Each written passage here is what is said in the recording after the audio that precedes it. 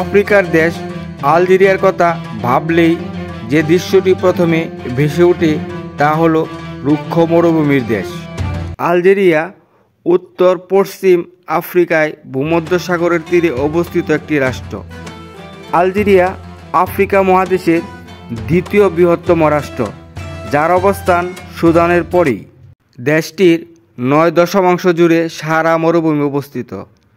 ভূমধ্যসাগরের তীরে উপকূলীয় সমভূমি রয়েছে।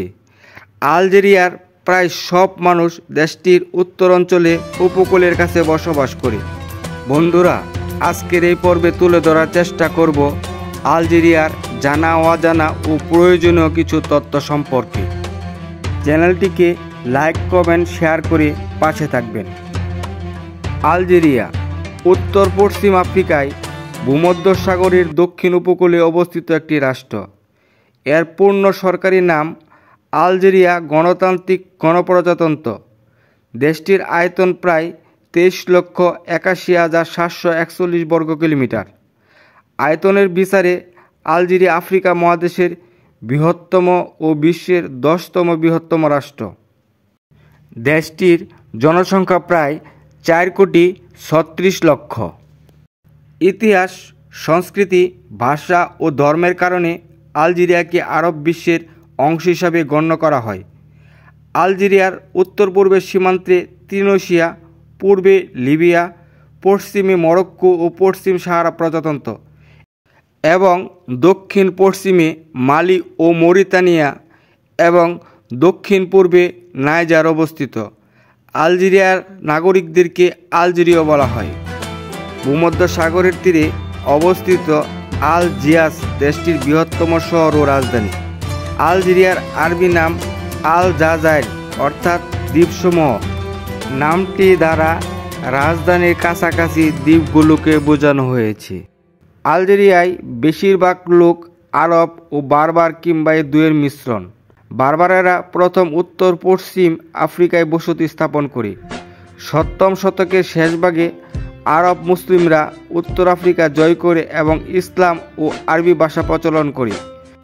বর্তমানে আলজেরিয়ায় প্রায় সবাই মুসলিম ও আরবিভাষী।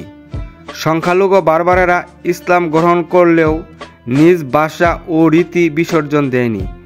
আলজেরিয়াতে ফরাসি ভাষাও বহুল প্রচলিত। আলজেরিয়া 19 শতকের মাঝামাঝি থেকে 1962 সালের ইতিহাসের অন্যতম রক্তক্ষয়ী যুদ্ধের মাধ্যমে স্বাধীনতা লাভের আগ পর্যন্ত ফ্রান্সের উপনিবেশ ছিল। দীর্ঘ প্রায় 8 বছর ধরে সংগঠিত স্বাধীনতা যুদ্ধে দেশটির অশেষ ক্ষতি সাধন হয় এবং এখান থেকে বহু ইউরোপীয় চলে যায় এবং প্রায় 20 লক্ষ মানুষকে হত্যা করা হয়েছে। স্বাধীনতার সময়ে আলজেরিয়ায় অর্থনীতি ছিল অনুন্নত ও কৃষি নির্ভর, তবে সরকার শীঘ্রই এটি আধুনিকরণের উদ্যোগ নেন। বর্তমানে আলজেরিয়া আফ্রিকার ধনী দেশগুলোর একটি এবং এর অন্যতম কারণ পেট্রোলিয়াম রপ্তানি। ফ্রান্স থেকে স্বাধীনতা লাভের পরপরই ফরাসি উপনিবেশিক আমলের প্রতিক্রিয়া হিসাবে আলজেরিয়াতে আরবিকরণ শুরু হয়।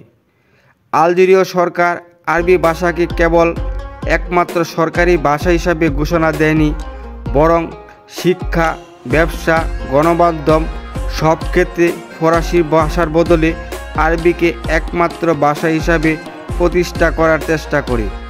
তারা একই সাথে একটি আদর্শ আলজেরীয় আরবি ভাষা প্রবর্তনের মাধ্যমে আলজেরিয়ায় প্রচলিত নানান আরবি উপভাষাগুলোর মধ্যে একটি সমঝোতা আনার চেষ্টা করেন। আলজেরিয়াতে তাই 3 ধরনের আরবি ভাষা প্রচলিত: ধ্রুপদী আরবি বা কুরআন শরীফের ভাষা, যা ভাষাতাত্ত্বিক দৃষ্টিকোণ থেকে অত্যন্ত উচ্চমানের আরবি হিসাবে পরিগণিত; আধুনিক আলজেরীয় আরবি ভাষা, যা সরকারি কার্যক্রম, শিক্ষা, গণমাধ্যম, ব্যবসা ইত্যাদিতে ব্যবহৃত; এবং বিভিন্ন আঞ্চলিক আরবি উপভাষাসমূহ, যেগুলোর সামাজিক মর্যাদা নিম্ন এবং লিখিত মাধ্যমে যেগুলোর প্রচলন নেই। আজকের মতো এখানে বিদায় নিচ্ছি। দেখা হবে অন্য কোনো ভিডিওতে। ধন্যবাদ। আসসালামু আলাইকুম।